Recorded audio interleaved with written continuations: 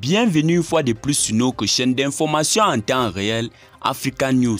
Nous vous remercions d'être de plus en plus nombreux à nous suivre. Si vous êtes nouveau, abonnez-vous aussi et activez la cloche de notification pour ne plus manquer nos prochaines publications. On commence.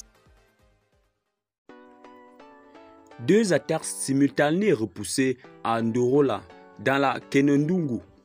C'était dans la nuit du 29 au 30 juin 2022. L'information est rapportée par l'agence d'information du Burkina Faso qui précise qu'aucun bilan n'a été établi pour l'heure. La réaction vigoureuse des forces de défense et de sécurité a permis de repousser vers la frontière du Mali les assaillants qui étaient venus en nombre important aux environs de 21 heures. Toujours du côté du Burkina Faso, la route nationale 3 coupée d'accès, le pont de Naré qui rallie la ville de Kaya à celle de Dori a été dynamité par les groupes armés terroristes dans la nuit du mercredi 29 au jeudi 30 juin 2022, ce qui a bloqué complètement l'accès à la ville de Dori. En rappel, les groupes armés terroristes avaient déjà bloqué l'accès à la route nationale 22, Ars-Djibo-Kongoussi.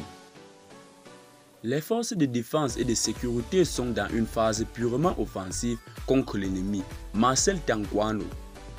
En conférence de presse ce jeudi 30 juin 2022, le M21, une organisation de la société civile OSC, a donné sa lecture de la situation nationale.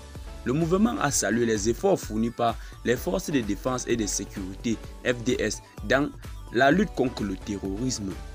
En toute objectivité sans complaisance, il faut admettre que depuis l'avènement des nouvelles autorités, des stratégies ont été proposées et qui permettent de garder l'espoir pour des lendemains meilleurs. Avoue Marcel Tankwano, président du M21.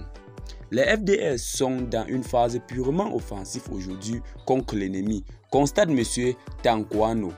Contrairement au pouvoir d'Échou, qui se plaisait dans un casernement de nos FDS, les autorités de la transition ont permis à notre armée d'aller au contact de l'ennemi ou de le chercher partout où il est pour le mettre hors d'état de nuit.